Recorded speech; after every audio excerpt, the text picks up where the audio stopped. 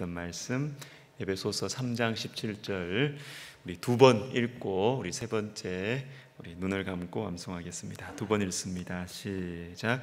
믿음으로 말미암아 그리스도께서 너희 마음에 계시게 하시옵고 너희가 사랑 가운데서 뿌리가 박히고 터가 굳어져서 에베소서 3장 17절 말씀. 아멘. 다시 읽습니다. 시작. 믿음으로 말미암아 그리스도께서 너희 마음에 계시게 하시옵고 너희가 사랑 가운데서 뿌리가 박히고 터가 굳어져서 에베소서 3장 17절 말씀. 아멘. 우리 눈을 감습니다. 우리 눈을 감습니다. 우리 시작. 믿음으로 말미암아 그리스도께서 너희 마음에 계시게 하시옵고 너희가 사랑 가운데서 뿌리가 박히고 터가 굳어져서 에베소서 3장 17절 말씀. 아멘. 자, 우리 오늘 보실 말씀은 출애굽기 32장 4절이 되겠습니다. 출애굽기 32장 4절 32장 4절 한 말씀. 금송아지 사건 우리 다섯 번째 우리 살펴보고 있습니다. 자, 우리 같이 읽습니다. 구약성경 131면입니다. 같이 읽습니다. 시작. 아론이 그들의 손에서 금고리를 받아 부어서 조각칼로 새겨 송아지 형상을 만드니 그들이 말하되 이스라엘아 이는 너희를 애굽 땅에서 인도하여 낸 너희의 신이로다 하는지라. 아멘. 자, 우리 교회는 우리 방역 지침을 잘 지키고 있습니다. 그러나 또 요즘에 좀 상황들이 조금 또 안 좋아지는 것 같아요. 국가적으로 우리 성도 여러분들의 적극적인 또 협조가 필요한 것 같습니다. 그래서 교회가 또 우리 교회가 안전한 곳이라는 또 마음이 들고 성도들 마음 속에 또 그런 마음의 확신이 있어야 또 우리가 또 예배를 더 자유롭게 또 드리고 마음껏 또 기도할 수 있게 될 것 같습니다. 그래서 우리 금요기도회 이렇게 여러분들 또 말씀 듣고 또 같이 기도하고 또 개인 기도하실 때도 불편하시지만 우리 마스크를 위에까지 끝까지 쓰시고 임해 주시면 좋겠습니다.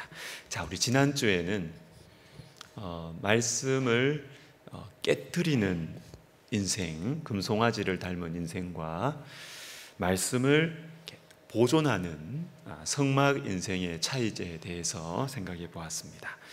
그리고 말씀을 보존했던 대표적인 이 가문 하나를 소개해 드렸는데 레갑 자손입니다. 레갑 자손.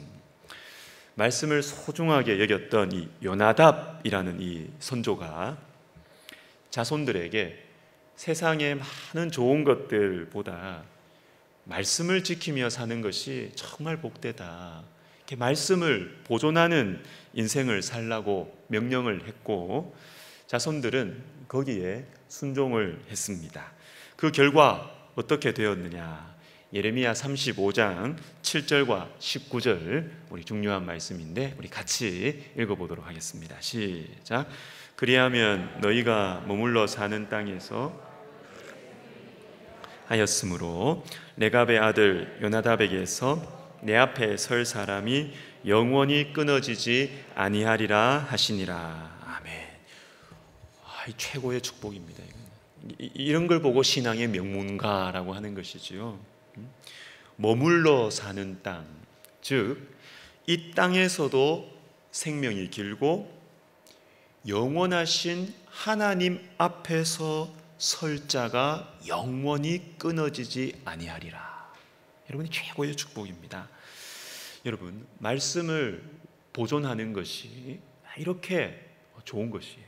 이렇게 좋은 것입니다. 신명기 10장 13절을 우리 다시 한번 우리 같이 읽습니다. 시작. 내가 오늘 내 행복을 위하여 내게 명하는 여호와의 명령과 규례를 지킬 것이 아니냐. 하나님의 말씀에 순종합시다. 하나님의 말씀을 지킵시다. 이러면 우리 마음속에 그냥 이렇게 다 부담이 먼저 찾아와요. 어렵고 힘들고 참 무거워 보이고. 그렇지만 말씀에 순종하고 말씀을 내 인생 가운데 그리고 우리 가정 가운데 이 말씀을 보존하기 위해서 몸부림을 치면 우리가 행복해져요. 하나님께서 우리에게 말씀에 순종하라는 이유가 무엇일까요? 너희의 행복을 위하여. 너희의 행복을 위하여. 참 이 눈이 우리 가운데 활짝 열렸으면 좋겠습니다. 우리가 말씀에 순종합시다. 그러면 또 무슨 또 순종하라 그러냐. 이 마음에 그냥 이렇게 탁 닫히는 마음이 있는데, 여러분 그런 마음이 들면 오늘 개인 기도 시간에 여러분 우리 마음이 병들어서 그렇거든요. 우리 마음에 상처가 있어서 그래요.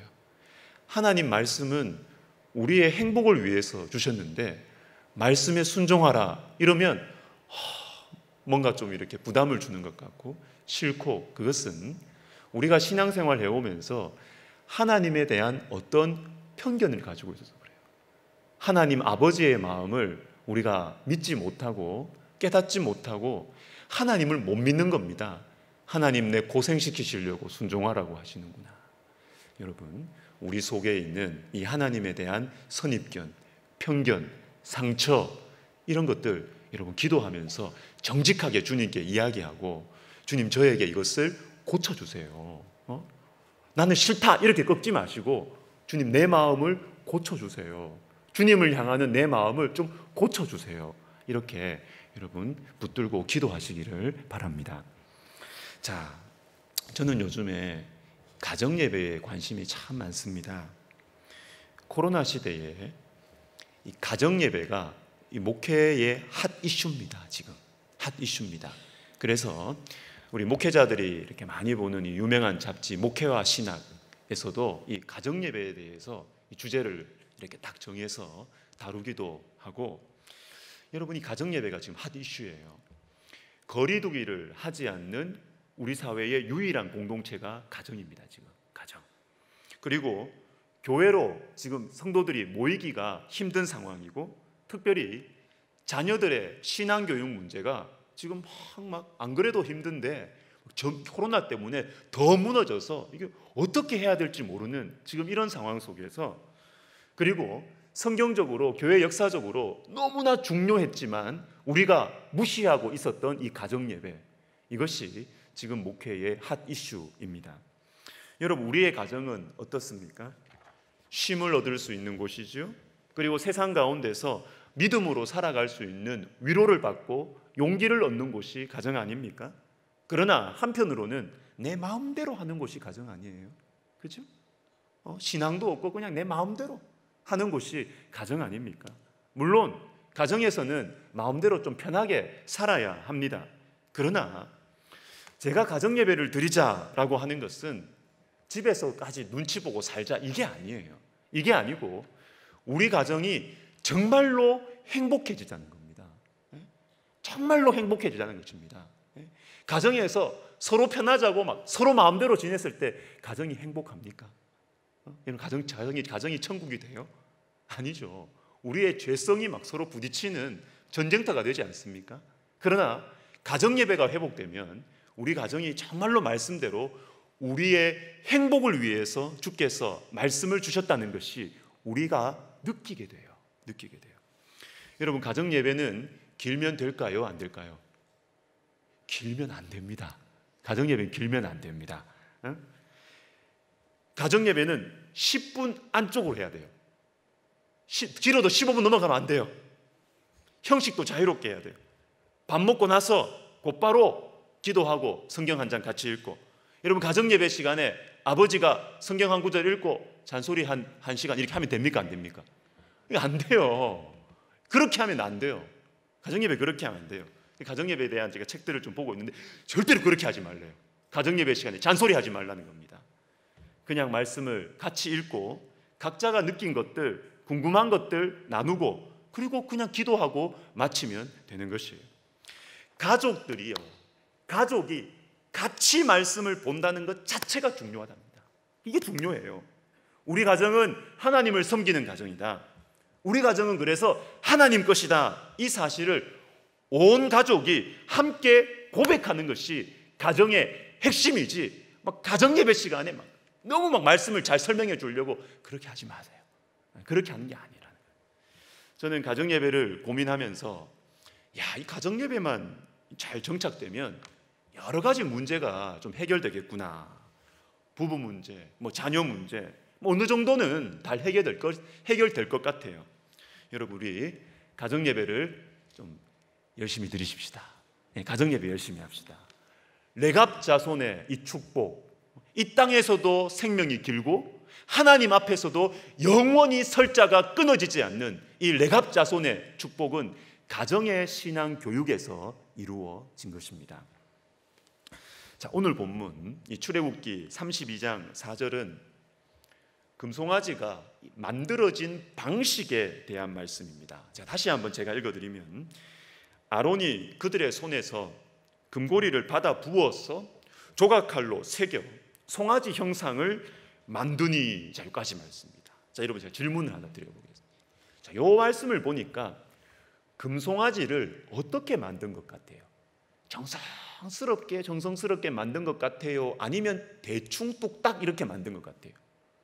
어떻게 만든 것 같습니까? 저는 이 말씀을 보니까 이게 어릴 때 초등학교 때 이 찰흙으로 이거 해가지고 조각칼로 눈 그리고 이거 생각나는데, 대충 만든 겁니다. 대충. 금송아지는 대충 뚝딱 만들었어요.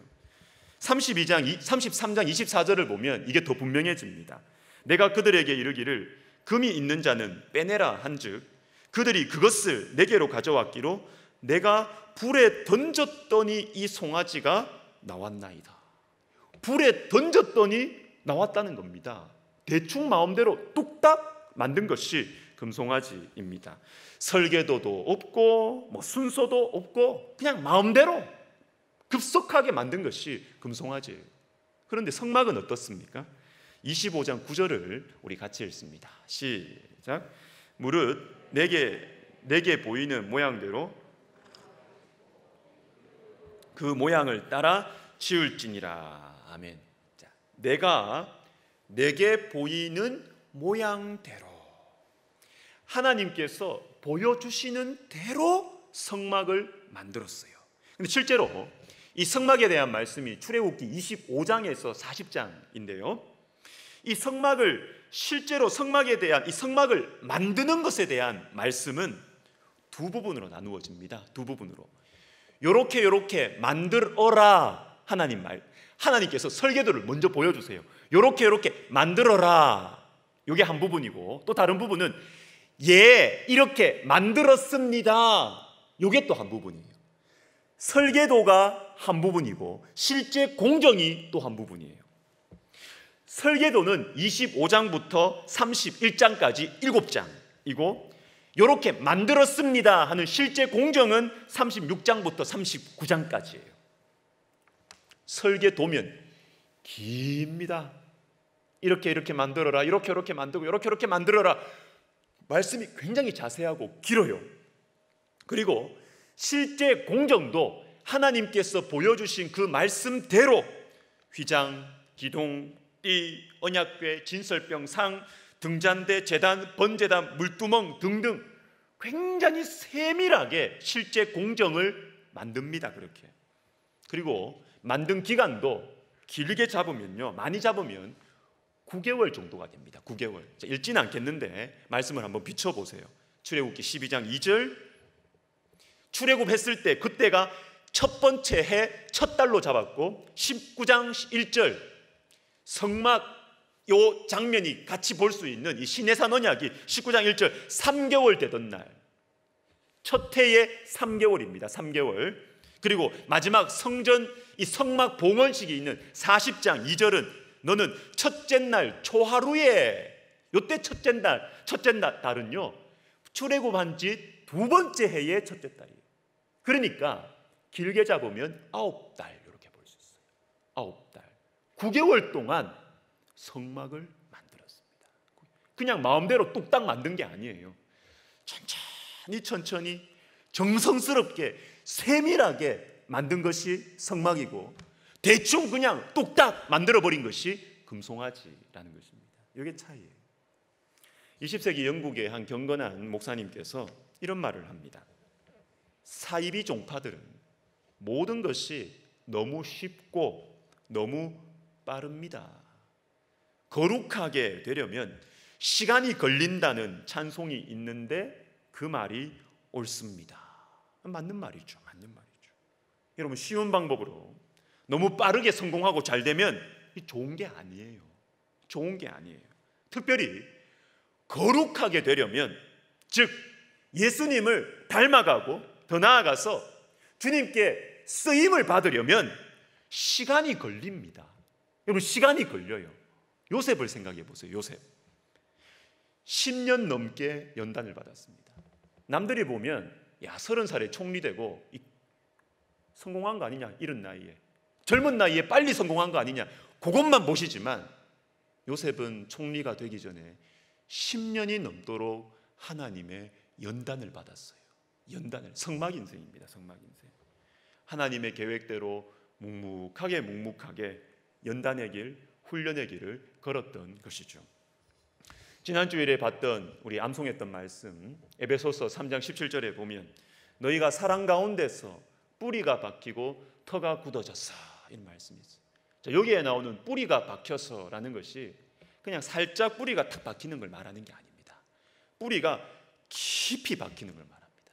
뿌리가 깊이 박혀야 된다. 하나님의 사랑에, 다른 어떤 것보다 하나님의 사랑에 뿌리가 깊이 박혀야 우리의 속사람이 강건해질 수 있다라는 것입니다. 주님의 사랑 가운데서 뿌리가 깊이 박히지 못하면 옆에서 바람이 불고 안 좋은 말 들리면 막 흔들려요. 막 흔들려. 그러나 주님의 사랑에 뿌리가 깊이 박히면 속사람이 견고하기 때문에 흔들리지 않아요. 시험에 들지 않습니다. 뿌리가 깊이 박히는 데에는 시간이 필요합니다. 여러분, 모소라는 대나무에 대한 이야기를 어디선가 들으신 적이 있으실 겁니다. 사진 한번 보여주세요. PPT. 중국 동부 지방에서 자라는 이 모소라는 이 대나무인데, 이 대나무는, 자, 밑에 있는 그림은 이 모소의 이 싹입니다. 싹. 그리고 이렇게 위에 있는 그림은 이 모소가 이렇게 대나무가 쫙 자랐을 때의 사진이에요. 근데 이 모소라는 대나무는 참 신기하게 심고 나서 4년 동안은 거의 안 자랍니다. 싹이 한 3cm 나옵니다. 3cm. 거의 안 자란다는 것이죠. 그런데 5년째가 딱 되면 6주 만에 15m가 쫙 자란답니다. 4년 동안은 3cm, 거의 안 자라는데 5년이 딱 되면 6주 만에 15m 쫙쫙쫙쫙 자란답니다. 왜 그러냐? 왜 그러냐? 4년 동안 안 자라는 것이 아니고 사방으로 넓게 깊게 사방으로 수십 미터 뿌리가 밑으로 쫙 자란답니다. 4년 동안. 그리고 5년이 딱 되었을 때 이 엄청난 뿌리를 통해서 영양분이 확 공급돼 가지고 자라기 시작하니까 쭉쭉 자라는 것입니다. 여러분, 뿌리가 확실하게 박히니까 자랄 때가 되면 쭉쭉 자라나는 것입니다. 여러분, 시간이 필요합니다. 시간이.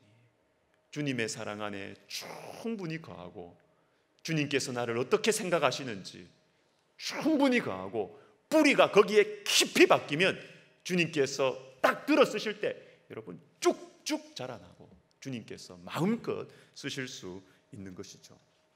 자, 우리 한 가지만 더 생각해 보겠습니다. 자, 이 성막과 금송아지 만드는 이 방식에 결정적인 차이가 있습니다. 성막을 실제로 다 만든 후에 이 어떻게 만들었느냐, 결론적으로 보여주는 말씀 두 구절을 한번 읽어보겠습니다. 출애굽기 39장 32절과 43절을 같이 읽습니다. 시작. 이스라엘 자손이 이와 같이 마치되 여호와께서 모세에게 명령하신 대로 다 행하고, 43절, 모세가 그 마친 모든 것을 본즉 여호와께서 명령하신 대로 되었으므로 모세가 그들에게 축복하였더라. 아멘. 여호와께서 명령하신 대로 두 번 반복됩니다. 두 번. 여러분, 이 두 번 여기만 반복되는 것이 아니고요, 25장부터 40장까지 이 성막에 관한 말씀 속에 이 문장이 얼마나 많이 나오는지 모릅니다. 25장 9절, 26장 30절, 27장 8절, 31장 11절, 36장 1절, 39장 1절, 5절, 7절, 21절, 26절, 29절, 계속 40장 32절까지 계속 반복됩니다. 이게 하나님께서 보여주신 대로 지었다, 하나님께서 보여주신 대로 만들었다. 여러분, 성막은 말씀대로 지었어요. 그러나 금송아지는 마음대로 지었습니다. 성막을 만들 때 하나님께서 귀하게 사용하신 인물이 두 사람이 있습니다. 브살렐과 오홀리합이라는 두 사람입니다. 이 두 사람은 둘 다 탁월한 기술자였지만 전공 분야가 조금 다릅니다. 말씀을 좀 읽어보시면 브살렐은 나무와 금속을 다루는데 기술이 탁월했고, 오홀리합이라는 사람은 실과 천에 대한 권위자였던 것 같습니다. 그런데 이 두 사람의 공통점이 있어요. 공통점. 출애굽기 31장 2절과 3절을 같이 읽습니다. 시작. 내가 유다 지파 훌의 손자요 우리의 아들인 브살렐을 지명하여 부르고 하나님의 영을 그에게 충만하게 하여 지혜와 총명과 지식과 여러 가지 재주로, 이렇게 나옵니다. 6절 오홀리압에 대한 말씀을 보시면 내가 또 단 지파 아히사막의 아들 오홀리압을 세워 그와 함께 하게 하며 지혜로운 마음이 있는 모든 자에게 내가 지혜를 주어. 자, 두 사람 다 지혜를 주셨습니다. 지혜. 그런데 이 지혜로운 사람이, 이 지혜가 성막을 만드는데 어떻게 나타나느냐, 발휘되느냐 하면 11절을 같이 읽습니다. 31장 11절 시작. 관유와 성소의 향기로운 향이라 무릇 내가 내게 명령한 대로 그들이 만들지니라. 내가 내게 명령한 대로. 이게 지혜라는 겁니다. 하나님의 말씀대로 순종하는 것이 지혜다. 그런데 오늘날 우리가 살아가는 시대는 어떻습니까? 우리가 어떤 사람을 보고 야, 저 사람 참 똑똑하다, 저 사람 참 지혜롭다, 이런 말을 해요. 어떤 사람 보고 그렇게 말합니까? 뭔가 톡톡 튀는 사람 아니에요? 뭔가 참신한 것을 이야기하고 새로운 것을 말하는 사람, 그 사람 보고 참 똑똑하다, 참 지혜롭다, 이런 말을 합니다. 무엇이든지 새로워야 인정을 받는 시대가 우리가 살아가는 시대예요. 사람들의 영혼에 해를 끼치더라도 새로우면 인정을 받아요. 이 사회의 미래에 대해서 걱정하지 않고 이 사회의 미래를 망치는 사상과 생각이라 하더라도 새로우면 똑똑하다고 인정받아요. 지혜롭다고 인정을 받아요. 안타까운 것은 우리의 신앙에도, 우리의 신학에도 때론 이런 현상들이 일어난다는 것입니다. 하나님의 말씀의 권위를 해치더라도, 하나님의 말씀하고 완전히 반대되다 하더라도 새로운 주장을 하면 뭔가 있는 것처럼 바라본다는 것이죠. 그건 지혜로운 게 아니에요. 사람이 볼 때는 지혜롭고 인정받을지 모르지만 그것은 하나님 볼 때는 어리석은 것입니다. 하나님 나라를 망치는 거예요. 뭐가 지혜로운 것이냐? 하나님의 말씀대로 행하는 것, 하나님의 말씀대로 만드는 것이 지혜롭고 총명한 것이에요. 이번 주 수요일 아침에 느헤미야 1장을 큐티를 하는데, 여러분, 느헤미야는 포로 2세대입니다. 포로 2세대. 1세대 아버지들은요, 포로로 끌려와서 온갖 고생을 다 했어요. 그렇지만 2세대는 조금 형편이 나아졌습니다. 그렇죠? 미국에 이민 가신 분들도 1세대는 막 다 고생하잖아요. 다 고생. 뭐 힘든 일들 하면서 건강 해치기까지 돈 다 벌어놨는데 건강 상하고 그렇게 힘든 삶을 사셨잖아요. 그러나 2세대, 2세, 3세들은 잘 나갑니다. 공부도 열심히 하고 똑똑합니다. 그렇게 돼요. 느헤미야도 마찬가지였어요. 포로지에서 태어나고 자랐습니다. 그곳에서 공부도 하고 실력도 인정받으면서 살았습니다. 그런데 하나님께서 느헤미야의 마음속에 하나님 백성들을 향한 마음을 부어주셨습니다. 너희 아버지 나라가, 너희 어머니 나라가, 이 고국이 얼마나 지금 처참한 상황인지를 알게 하셨고 기도하게 하셨어요. 그런데 여러분, 포로지에 있는데 어떻게 하나님 나라를 이렇게 사랑하게 되었을까요? 자기가 태어나지도 않았는데 정도 없고 사랑도 없는 것이 당연한데 어떻게 느헤미야의 마음속에 하나님 백성들을 향한 이러한 막중한 책임감을, 사명감을 가지게 되었을까요? 가정에서 말씀 교육을 잘 받았기 때문입니다. 예배당이 어디 있어요, 거기에? 어디 있습니까, 예배당이? 그러나 가정이 교회가 되어서 신앙교육을 아버지로, 어머니로부터 잘 받았기 때문에 포로지에서도 하나님의 나라를 사랑했고 하나님의 백성들을 향한 뜨거운 마음이 있었던 것입니다. 바로 이런 느헤미야가 하나님 나라와 백성을 위해서 기도를 하는데 이런 기도를 합니다. 느헤미야 1장 9절을 같이 읽습니다. 시작. 만일 내게로 돌아와 쫓긴 자가 하늘 끝에 있을지라도 내가 거기서부터 그들을 모아 내 이름을 두려고 택한 곳에 돌아오게 하리라 하신 말씀을 이제 청하건대 기억하옵소서. 어떻게 하면 하나님 나라가 회복될 수 있는가, 이걸 알고 아버지로부터 배운 이 말씀을 붙들고 기도합니다. 뭐냐면 하나님의 말씀을 지켜 행하면 회복된다. 하나님의 말씀을 지켜 행할 때 회복된다는 이 말씀을 아버지로부터 배웠어요. 그래서 이 말씀 붙들고 그대로 기도합니다. 주님, 우리가 하나님의 말씀을 순종하겠습니다. 그러면 회복시켜 주신다고 약속하셨지요? 이 말씀을 기억하십시오.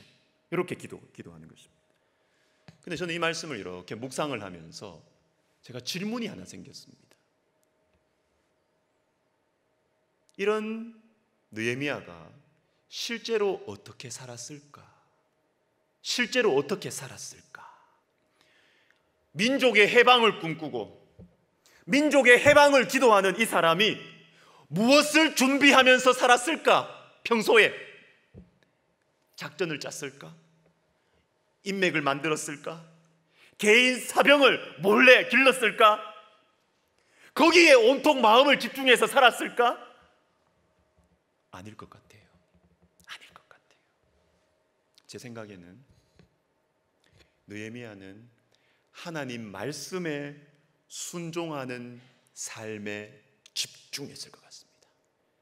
하나님 말씀에 순종하는 것에 집중하면서 살고 주변에 있는 사람들에게 우리가 말씀에 집중해야 된다, 말씀에 순종해야 된다, 말씀에 순종하며 살아야 된다, 이것을 권하고 가르치면서 그렇게 살았을 것 같습니다.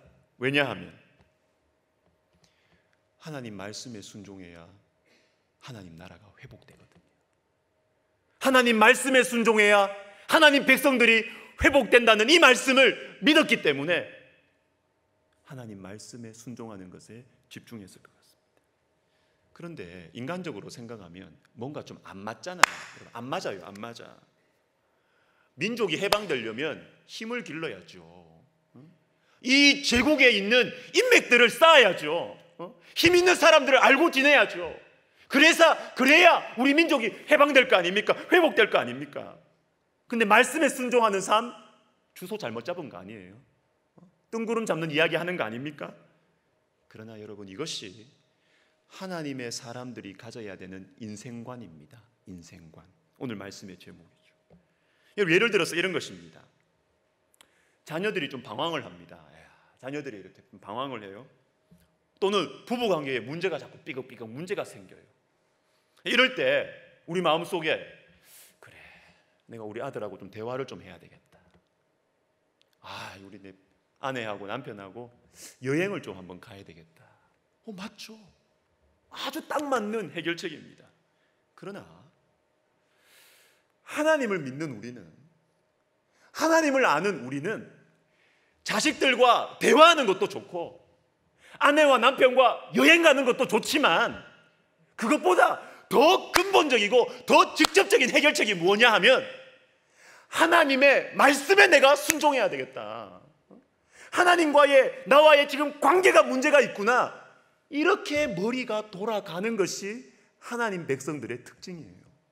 이게 우리의 인생관이 되어야 된다라는 것입니다. 그래야 회복이 돼요, 여러분. 그래야 회복이 됩니다. 그런데 그 근본적인 문제는 가만히 놔두고 방황하는 자식, 아내, 남편에게만 집중을 해서 자식들에게 뭘 해줄까? 남편에게 뭘 해줄까? 그것도 해야 되지만 그건 두 번째입니다. 먼저 하나님과의 나와의 관계를 생각해보고 그걸 기준으로 문제를 생각해보는 것이 우리의 인생관이 되어야 할 것입니다. 여러분, 하나님 백성들의 인생관이 무엇이냐? 우리가 인생을 어떻게 바라보고 인생을 어떻게 해석하고 인생을 어떻게 운영해야 하는가 하면 하나님과의 말씀, 하나님의 말씀을 기준으로, 하나님과 나와의 관계를 기준으로 이것으로 모든 문제를 바라보고 해석하고 운영을 해 나가야 되는 것이죠. 자식 문제, 부부관계, 경제적인 궁핍함, 뭐 여러 가지 문제들, 이 모든 것들을 볼 때 내가 하나님의 말씀에 지금 순종하고 있는가? 우리 가정이 지금 하나님 앞에 어떤 관계에 있는가? 경제적인 문제가 생기면 경제적인 문제가 그게 직접적인 문제가 아니라니까요. 그게 아니라니까요. 우리 가정이 지금 하나님 앞에서 어떻게 서 있는가? 자식들이 방황하면 자식 문제가 1번이 아니라니까요. 내가 지금 하나님과 어떤 관계에 있느냐, 이게 1번입니다. 이게 1번. 이렇게 우리가 생각하고 바라봐야 성경적인 인생관을 가지고 있는 것입니다. 말씀을 마무리하겠습니다. 어떤 목사님께서 한 성도님에게 전화를 했습니다. 우리 교회 이야기 아닙니다. 집사님, 어떻게 지내세요? 목사님, 잘 못 지내고 있습니다. 최근에 있네, 최근에. 왜요? 처음에는 교회 안 가고 집에서 예배 드리니까 편했는데 자꾸 그러다 보니까 집안 분위기가 안 좋아지고 제 마음도 힘들고 짜증이 나요. 짜증이 자꾸. 여러분, 편한 게 좋은 게 아닙니다. 편한 게 좋은 게 아니에요. 편한 게 좋은 게 아니에요. 물론 직장의 사정들을 비롯해서 어쩔 수 없는 형편이 있습니다. 제가 알고 있어요.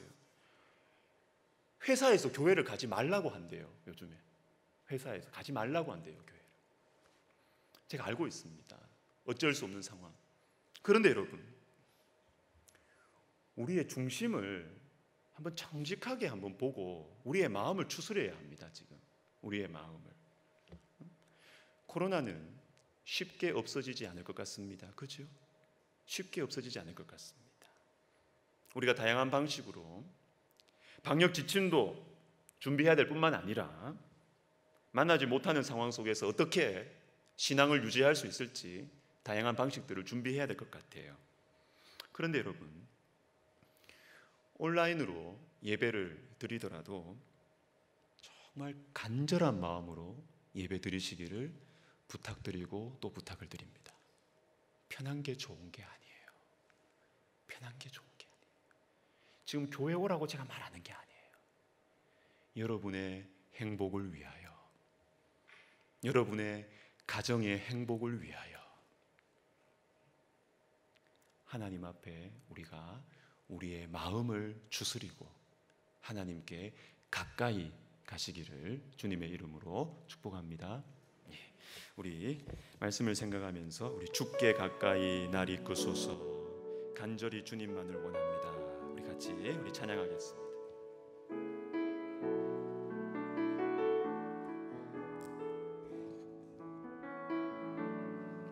주께 가까이 날 이끄소서 간절히 주님만을 원합니다.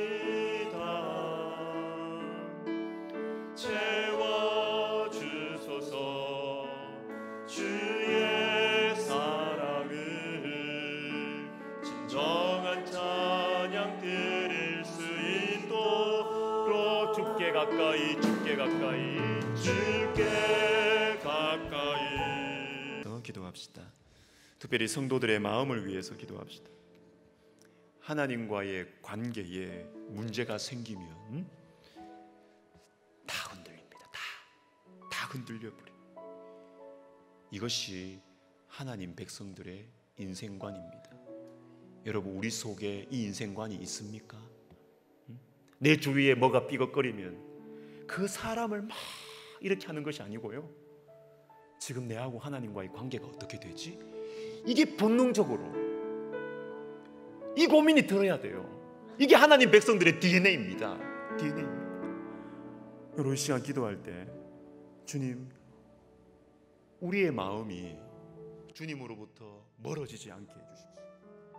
우리의 삶을 주관하시는 분이, 우리의 삶과 우리의 가정을 인도하시는 분이 하나님이시라는 사실을 우리 성도님들이 잊지 말게 하여 주시옵소서. 그래서 직접적인 그 문제의 원인의 해결, 그게 직접적인 것이 아니라니까요. 하나님의 말씀에 순종하는 것에 우리가 집중하게 하여 주시옵소서. 기도하겠습니다.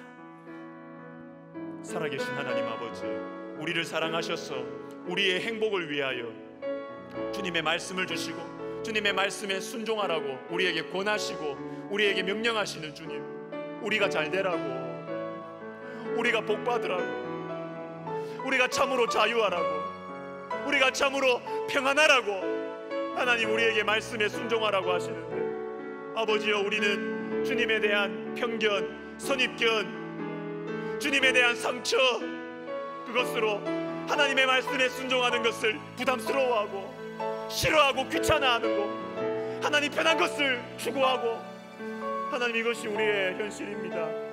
아버지여, 우리의 마음을 주님께서 만져주시옵소서. 우리의 마음을 고쳐주시옵소서. 하나님 아버지, 우리의 마음을 정말 만져주시옵소서. 우리의 마음은 고장났습니다. 우리의 마음은 고장났습니다.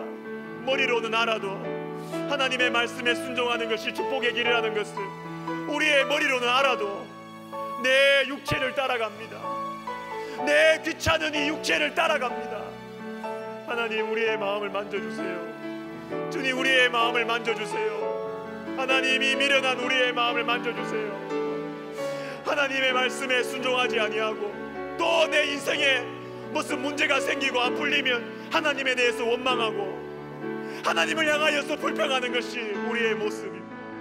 하나님 아버지, 우리의 미련함과 우리의 이 우둔함을 주님께서 용서하시고 치료하시고 우리의 눈을 활짝 열어주셔서 정말로 주님께서 우리에게 주신, 우리 앞에 주신 이 축복의 길, 우리에게 주신 이 평안과 자유의 길을 하나님 걸어갈 수 있도록 하나님 도와주시옵소서. 주님, 우리 사랑하는 성도님들, 하나님 아버지여, 현장에서 예배드리는 분들이나 온라인으로 예배를 드리는 분들이나 정말로 신앙생활하는 데 있어서 많은 고민이 드는 지금 이때에 우리의 마음의 중심을 살펴보게 하여 주시고 하나님과의 관계, 하나님 앞에서의 나의 마음 중심, 이것을 다시 추스리고 아버지 하나님, 정말로 주님의 말씀에 순종하는 것에 하나님 집중할 수 있도록 아버지여 도와주시옵소서. 작은 순종이라도 한 걸음 내디딜 때 주님께서 9걸음 10걸음 뛰어오셔서 우리를 도와주시고 우리에게 복 주시고 우리에게 평안과 능력 주시는 것을 우리가 믿습니다.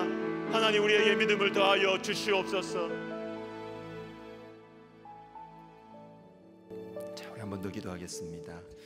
신명기 10장 13절 말씀 우리가 꼭 기억했으면 좋겠어요. 내가 오늘 내 행복을 위하여 내게 명하는 여호와의 명령과 규례를 지킬 것이 아니냐. 하나님, 우리 행복을 위해서 말씀 순종하라고 하신다고요. 우리 고생시키고 막 우리 열심히 뭐 좀 좋은 일 좀 하게 만들려고, 봉사가 필요해서, 헌신이 필요해서. 아니에요. 돌들로도 나를 찬양하게 할 수 있다고 주님은 말씀하셨어요. 우리의 봉사와 헌신이 하나님께 필요하다고 생각하지 마세요. 우리의 행복을 위하여, 우리 잘 되라고 말씀에 순종하라고 하는 주님의 이 안타까운 하나님 아버지의 마음. 여러분, 우리가 하나님에 대한 이 말씀 순종에 대한 편견, 선입견, 나쁜 이 상처, 나의 경험, 이거 좀 고쳐달라고 기도합시다. 이게 해결이 안 되면 말씀 들으면 자꾸 삐딱하게 들을 수밖에 없다고요. 목사님이 무슨 의도를 가지고 저 말씀하시겠지? 아니에요. 우리 시간 기도할 때 하나님과 하나님 말씀에 대한 편견, 이 상처 주님 제하여 주셔서 주님의 말씀을 향하여, 말씀의 순종의 길을 향하여 내가 마음껏 달려갈 수 있도록 주님 도와주시옵소서. 기도하겠습니다. 사랑하는 하나님 아버지, 우리가 예수 그리스도의 십자가를 바라봅니다.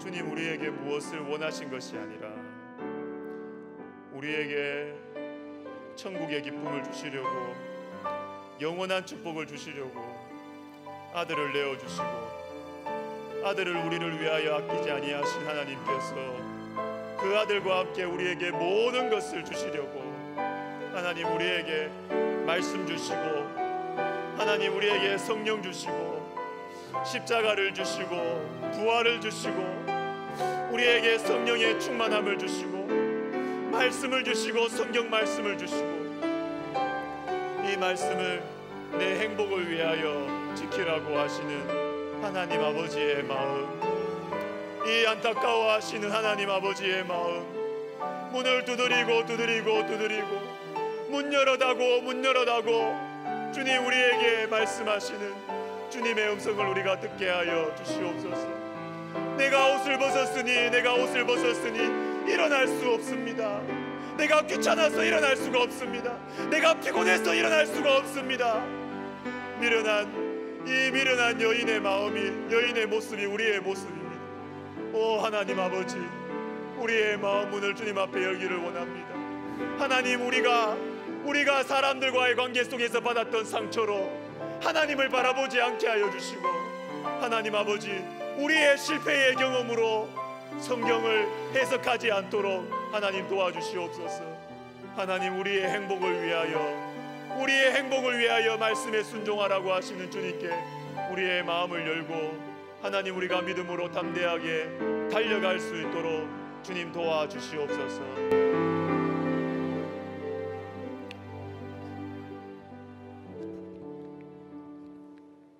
우리 가정을 위해서 기도하겠습니다. 제가 앞으로도 가정 예배를 강조하고 여러분들이 쉽고 지루하지 않게 하실 수 있도록 이런저런 방법들을 교회에서 안내해 드리려고 합니다. 우리 가정을 위해서 기도하실 때, 주님, 제가 우리 가정을 위해서 기도하기 시작하겠습니다. 우리 가정에서도 가정 예배를 드릴 수 있도록 주님 도와주시옵소서. 그래서 우리 가족도, 우리 가문도 레갑 자손들처럼 하나님 앞에 설 자가 영원히 끊어지지 않는 주님, 그런 신앙의 명문가가 되게 하여 주시옵소서. 우리 가정과 가정 예배와 우리 자손들을 위해서 우리 시간 같이 기도하겠습니다. 살아계신 하나님 아버지, 영원하신 하나님 아버지, 하나님, 우리에게 내 앞에 설 자가 영원히 끊어지지 않을 수 있는 길을 우리에게 보여주셨습니다. 주님의 말씀을 사랑하고 주님의 말씀을 자녀들에게 가르치고 주님의 말씀을 함께 읽고 나누고, 그리고 완전하지 못하지만 이 아비와 어미가 말씀에 순종하는 삶을 살기 위하여서 몸부림치는 것을 자녀들에게 보여줄 때, 하나님 아버지, 우리 가정도 레갑 자손들처럼 잠시 머무는 이 세상에서 생명이 영원하고 생명이 길고, 우리 하나님 앞에서도 아버지 영원히 그 설자가 끊어지지 않는 하나님, 그러한 복을 하나님 우리 가정도 누리게 하여 주시옵소서. 하나님, 피곤하고 귀찮지만 하나님 우리 가정에서도 가정 예배를 드리기를 원합니다. 하나님 아버지, 잘하지 못해도 시작할 수 있도록 하나님 도와주시고, 아버지들이 용기를 가지고 어머니들이 기도하고 도와주면서 정말로 하나님 아버지 자녀들과 함께, 그리고 부부끼리라도 아버지 하나님이여 정말로 가정 예배를 드릴 수 있도록 하나님 도와주시옵소서. 가정 예배를 드려서 신앙을 가르치고 신앙을 교육하고, 하나님, 그래서 너무나 유혹이 많고 쓰러질 수밖에 없고 우리의 힘과 부모들의 사랑과 돌봄으로 이 세상의 유혹을 막아설 수 없는 우리 자녀들과 우리 자녀들의 그 시대 가운데 믿음을 지키며 살아갈 수 있도록 하나님 아버지, 우리 가정에서도 가정 예배를 드릴 수 있도록 우리 하나님 도와주시옵소서. 이 축복의 통로를 포기하지 아니하고 축복의 통로 가정 예배를 우리가 드릴 수 있도록 하나님 우리 성도들의 마음을 움직여 주시고 하나님 아버지 정말로 함께 예배드리고 아버지 함께 위하여 기도하는 우리 가정이 되게 하여 주시옵소서. 예수님의 이름으로 기도드립니다. 아멘. 자, 우리 찬송가 574장 부르고 또 우리 구체적으로 기도하도록 하겠습니다. 가슴마다 파도친다. 우리들의 젊은이, 우리 다음 세대를 생각하면서 기도하겠습니다. 찬송하겠습니다.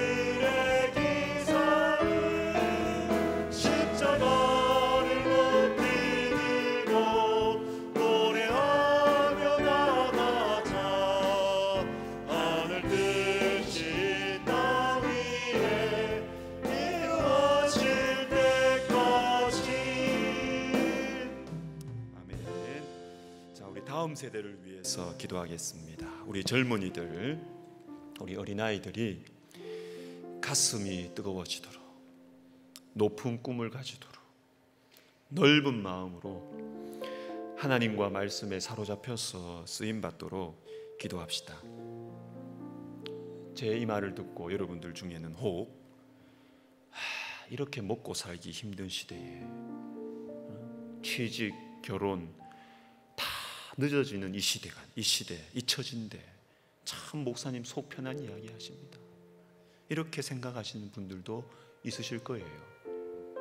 그러나 여러분, 다음 세대가 말씀으로 충만해지지 않으면 하나님 나라도 교회도 우리나라도 망해요. 망합니다. 우리 기도해야 됩니다. 저는 말씀을 준비하면서 어쩌면 다음 세대와 젊은이들이 문제가 아니라 우리 기성세대가 문제일 수 있다라는 생각이 들었습니다. 기성세대가 꿈이 없어요. 기성세대가 자녀들을 향한 꿈이 없어요. 우리 어른들이 자녀들을 보면서 여러분 뭘 기도하세요? 다음 세대를 보면서 이 자녀들이, 내 손주들이 정말 하나님께 붙들림 받아서 쓰임 받았으면 좋겠다, 이런 기도하세요? 그저 잘 먹고 잘 살았으면 좋겠다. 그저 그냥 취직하고 그냥 이렇게 살았으면 좋겠다. 요 정도 기도하지 않으세요? 기성세대가 문제예요. 제가 볼 때는 우리가 문제라고요. 다음 세대를 볼 때 하나님의 관점으로 안 봐요. 하나님의 꿈을 가지고 안 봐요. 우리 자녀들이 잘났다 못났다 제가 이 말하는 게 아니라고요. 우리가 자녀들과 손주들을 보면서, 젊은이들을 보면서 하나님 나라의 꿈을 안 심어주고 하나님 나라의 꿈을 가지고 기도를 안 하니까 자녀들이 이래 큰다고. 이렇게 클 수밖에 없죠. 우리 시간 기도할 때 하나님, 우리부터 먼저 다음 세대를 보면서 꿈을 갖게 해주십시오. 느헤미야와 에스더와 다니엘 같은 그런 영혼들이 우리 자녀들이 되게 하여 주시옵소서. 그 부모들이 이 자녀들에게 말씀을 가르치고 하나님 나라의 꿈을 심어주는 에스더의 부모님, 에스라의 부모님이 내가 되게 해주시고 느헤미야의 아버지 어머니가 내가 되게 하여 주시옵소서. 우리 시간 같이 다음 세대 젊은이들을 위해서, 우리 자신들을 위해서 같이 기도하겠습니다. 하나님 아버지, 우리가 정말로 하나님을 알고 있습니까? 우리가 정말로 하나님 나라를 알고 있습니까? 우리가 자녀들을 보면서 그저 잘 먹고 잘 사는 것만 꿈꾸고 바라고,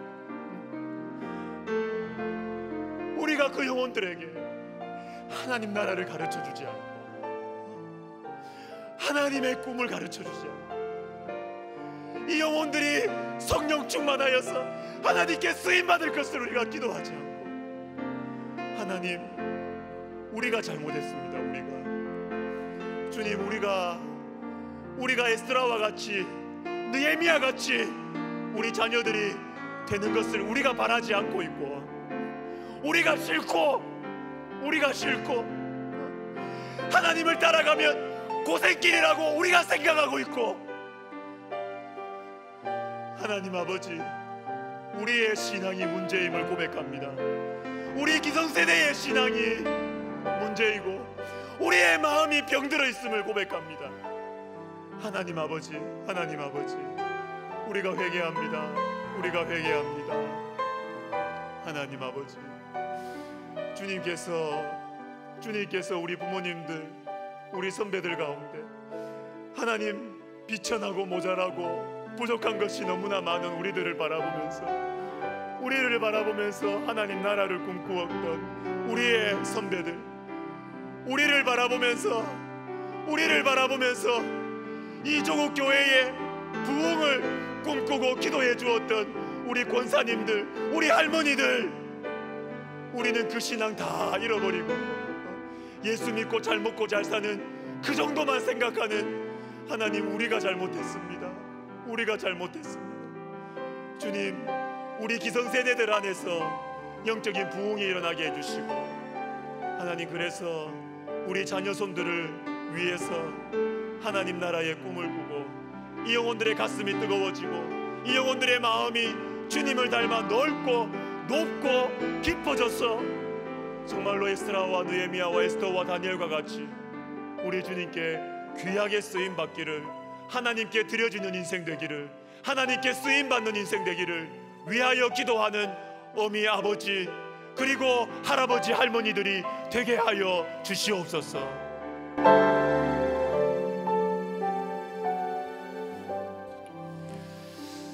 자, 우리 한 번 더 기도해야 되겠습니다. 여러분들 자녀들을 위해서 기도합시다. 여러분 손자, 손녀들을 위해서 기도합시다. 여러분 오해하지 마세요. 절대로 오해하지 마세요. 공부 잘하는 자녀 손들, 똑똑한 아이들 쓰임받을 천만의 말씀, 여러분 아닙니다. 제가 그 이야기한 게 절대로 아닙니다. 우리가 자녀 손들을 위해서 기도할 때 정말로 하나님, 우리 아들, 딸, 우리 손자, 손녀의 마음속에 성령 부어주셔서 하나님 아버지, 정말로 주님 앞에 붙들림 받으어서 쓰임받게 하여 주시옵소서. 그 모양이 어떠하든지 간에 하나님 나라에 대한 무거운 책임감을 가지고 하나님의 가슴을 품고 교회에 대한 안타까움을 가지고 눈물로 기도하는 하나님의 나라의 사람들이, 우리 자녀들, 우리 손자 손녀들이 되게 하여 주시옵소서. 여러분, 편견 가지지 말고 이러다가 우리 손주 선교사 되면 어떡하나 무서워하지 마세요. 그 마음이 나쁜 마음이라니까요. 주님 쓰시는 건 주님 마음대로입니다. 주님 마음대로. 부담 갖지 마시고 믿음으로 주님께서 가장 좋은 길로 인도하실 것을 믿고 우리 아들, 딸들과 자녀손들을 이름을 불러가면서 주님 어떠한 모양이라든지 하나님 그 영혼 속에 성령 부어주셔서 하나님께 쓰임받게 하여 주시옵소서. 기도하겠습니다. 이름을 부르면서 기도하겠습니다.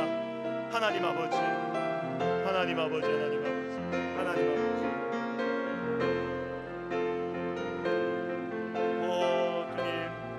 주님 도와주시옵소서. 하나님 아버지, 하나님 아버지, 하나님 아버지, 우리 김인희 기은이 주님 앞에 붙들림 받기를 원합니다. 하나님 아버지, 하나님 아버지, 우리 김인희 기은이가 성령 충만하기를 원합니다. 주님의 말씀으로 충만해지기를 원합니다. 주님의 말씀 앞에서 그 영혼이 깨어지기를 원합니다. 하나님 아버지, 주님께서 주신 선물 우리 김인희 기은이에게 주여 성령을 부어 주시옵소서. 성령을 부어 주시옵소서. 주님 앞에 사로잡히게 하여 주시옵소서. 하나님 아버지, 하나님 아버지, 그래서 주님이 부르시는 곳이면 어디든지 아멘. 주님 할렐루야 순종하며 가게 하여 주시고, 아버지 하나님이여 주님께서 맡기신 영혼 부모에게 하여 주시고, 주님을 닮아가는 아버지 하나님이여 경건한 주님의 백성으로 살아가게 하여 주시고, 어두운 곳에 주님의 말씀의 빛을 비추게 하여 주시고, 하나님 아버지 교회를 세우게 하여 주시고, 오 하나님 아버지, 하나님 아버지, 기도하는 아버지 기도의 사람들이 되게 하여 주시옵소서. 하나님 아버지, 우리 가정에 복을 주시옵소서. 우리 가정에 영적인 복을 주시옵소서. 우리 가정에 말씀을 부어 주시옵소서.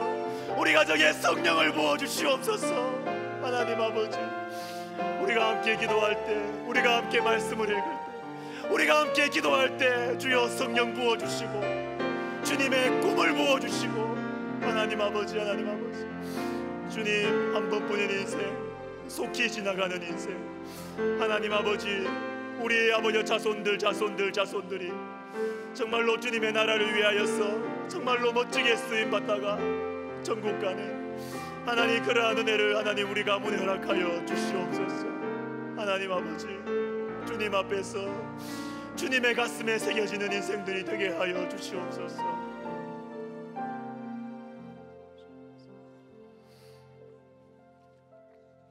우리 나라를 위해서, 그리고 우리 나라의 교회를 위해서 기도하겠습니다. 자, 홍수로 피해 입은 사람들이 우리 속히 그 삶이 회복될 수 있도록 기도합시다. 우리 교회도 이번 주일과 다음 주일 우리 수해 피해 구호 헌금을 우리가 하려고 지금 준비하고 있습니다. 도움의 손길들이 풍성하게 모여지고 필요 적절하게 또 우리 총회를 통해서 힘든 교회, 피해 입은 교회에 잘 전달될 수 있도록 우리가 기도합시다. 그리고 두 번째로는 우리나라 각계각층의 지도자들을 위해서 기도합시다. 지도자들을 위한 기도는요, 개인을 위한 기도의 수준을 넘어서는 거예요. 우리나라 전체를 위한 기도예요. 우리나라 전체를 위한 기도. 우리 시간 기도할 때 하나님 아버지, 우리나라의 지도자들이 정말로 자기가 알던 모르던 하나님의 인도하심을 받게 하여 주시고, 주님의 백성들이 기도하는 기도를 주님께서 들으셔서 지도자들을 주님께서 붙드셔서 인도하시고 사용하셔서 우리나라가 주님의 기뻐하시는 나라가 되게 하여 주시옵소서. 수해로 고통 가운데 있는 영혼들을 위해서도 우리 시간 같이 우리나라를 위해서, 우리나라 교회를 위해서 기도하겠습니다. 오 하나님 아버지, 하나님 아버지, 하나님 아버지 도와주시옵소서. 아버지, 아버지, 아버지, 우리나라를 위해서 기도합니다. 우리나라의 교회를 위해서 기도합니다. 아버지요, 아버지요, 수해로 참 많은 피해 가운데 있는 참 우리 백성들, 아버지 하나님이여, 참 일상으로 속히 회복될 수 있도록 하나님 아버지 도와 주시옵소서. 아버지여 도와. 오 하나님 아버지, 하나님 아버지, 하나님 아버지, 주님께서 은혜를 베풀어 주시옵소서. 하나님 아버지, 하나님 아버지, 하나님 아버지, 아버지여 도움의 손길들 하나님, 또 우리 교회가 아버지 하나님의 또 이제 구호 헌금을 우리가 참 주님 앞에 드리려고 합니다.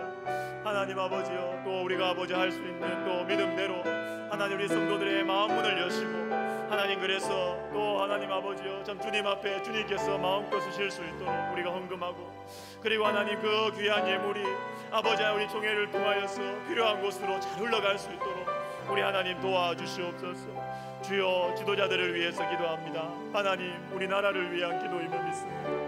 하나님 아버지 정치, 경제, 아버지 사회, 문화, 교육, 아버지 하나님, 그리고 또 한국 교회의 지도자들 아버지 하나님이 아버지 하나님의 뜻을 따라서 아버지 순종하게 하여 주시고, 아버지 하나님 그래서 주님의 뜻을 이루어가는 그러한 교회가 또 지도자들이 되게 하여 주시옵소서. 지도자들의 마음속에 하나님을 경외하는 마음을 하나님 아버지 허락하여 주시고, 꿈에서라도 우리 주님의 임재하심과 주님의 역사하심과 주님의 손길을 경험하고 체험하여 두려워함과 하나님 아버지 하나님을 두려워하고 백성을 사랑하는 마음으로 하나님 아버지, 하나님 아버지여 교회를 또 나라를 아버지 자기가 맡고 있는 그 분야들을 잘 다스릴 수 있도록 하나님 도와주시옵소서. 하나님께서 기뻐하시는 나라, 주님께서 아버지 쓰시는 나라가 되게 하여 주시옵소서.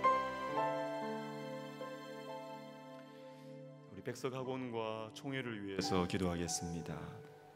한국 교회와 사회 가운데 우리 백석학원과 총회는 너무나 중요한 자리와 역할을 감당하고 있는데, 그냥 제 느낌인지는 모르겠습니다만은 우리 학원과 총회를 위해서 기도해 주는 분들은 별로 없는 것 같습니다. 그러나 우리 교회는 사명감을 가지고 우리 백석학원과 백석총회를 위해서 기도해야 합니다. 그래서 제가 바라기는 우리 성도님들은, 그리고 적어도 우리 금요기도회에 나오시는 또 다른 교회 성도님들도 계시겠지만, 제가 부탁을 드리고 꿈꾸는 것은 개인 기도하실 때 그냥 자동적으로 백석학원과 총회를 위해서 기도해 주시면 참 좋겠어요. 우리 백석학원과 총회가 말씀에 순종하게 하옵소서.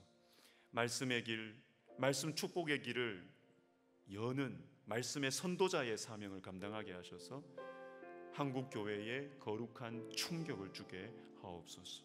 특별히 앞장서서 섬기신 우리 설립자 목사님께 속사람의 강건함과 육체의 편안함을 주시고, 그리고 설립자 목사님과 함께 순전한 마음으로 하나님 나라의 꿈을 꾸고 이루어가는 믿음의 용사들을 허락하여 주시옵소서. 우리 시간 같이 우리 백석학원과 백석총회를 위해서 기도하겠습니다. 하나님 아버지, 우리 백석학원의 주인이 되시고 우리 백석총회를 주님께서 이끌어 가시는 줄을 우리가 믿습니다. 하나님 아버지, 주님이여, 우리 백석학원과 우리 백석총회가 주님의 말씀에 순종하는 이 말씀 선도자의 사명을 감당할 수 있도록 우리 하나님 도와 주시옵소서. 아버지여, 아버지여, 주님, 우리가 말씀에 순종함으로 말미암아 어두워져가는 한국 교회의 거룩한 스파크, 아버지 거룩한 불꽃, 거룩한 충격과 도전을 주는 아버지 하며 우리의 영적인 공동체 백석학원과 백석총회가 되게 하여 주시옵소서. 하나님 아버지, 말씀의 길을 가게 하여 주시고 말씀에 순종할 때 받는 그 축복의 길을 하나님 아버지여 사람들이 알게 하여 주셔서 하나님 우리 백석학원을 보고 백석총회를 보고, 아, 하나님의 말씀에 따라갈 때 저런 복을 받는 것이구나, 하나님의 말씀에 순종하기 위하여 저렇게 헌신할 때 주님께서 저렇게 사용하시고 복을 주시는구나, 거룩한 도전을 주는 우리 백석학원과 총회가 되게 하여 주시옵소서. 아버지, 특별히 우리 설립자 목사님 영육간의 강건함을 주시옵소서. 우리 주님이여 인간의 힘으로 감당할 수 없는 짐을 지고 가십니다. 오 하나님이여 우리 설립자 목사님에게 영육간의 강건함을 주시옵소서. 속사람을 강건하게 해주시옵소서. 육체가 평안하게 하여 주시옵소서. 오 하나님 아버지 그리고 함께 하나님 나라의 꿈을 이루어가는 순전하고 진실한 마음을 가진 아버지 하나님의 믿음의 용사들, 아버지 다윗 주변에 아버지 함께 이루어갔던 다윗의 용사들과 같이 하나님 아버지 믿음의 용사들을 허락하여 주시옵소서. 하나님 아버지 도와주시옵소서. 마지막으로 기도하면서 개인 기도 들어가겠습니다. 우리 가정을 위해서 개인 기도 시간에 계속 기도하셨으면 좋겠어요. 우리 일상의 삶 가운데서 가정 예배 드릴 수 있는 시간을 한번 생각해 보세요. 기도하시면서 이때 일주일에 한 번이라도 돼요. 이때 우리가 예배 드리면 좋겠다. 한번 생각해 보세요. 그리고 사랑하는 가족들의 영혼 구원을 위해서 기도하시고, 또 몸이 아픈 환우들 아시죠? 위해서 기도해 주시고, 선교지와 선교사님들을 위해서 기도해 주시고요. 그리고 참 지금 코로나 사태가 또 이렇게 좀 확산되고 있는데, 우리가 아무리 이런 생각 듭니다. 우리가 최선을 다하여 방역 지침을 지켜도 어디에서 어떤 경로를 통해서 참 이렇게 문제가 생길 수도 있구나. 하나님 보호해 주세요. 하나님 우리 교회 보호해 주세요. 주님 한국 교회 보호해 주세요. 이 기도를 하게 됩니다. 여러분 우리 개인 기도하실 때 이런 가정과 또 영혼들을 위해서, 또 선교사님들을 위해서 교회와 한국 교회를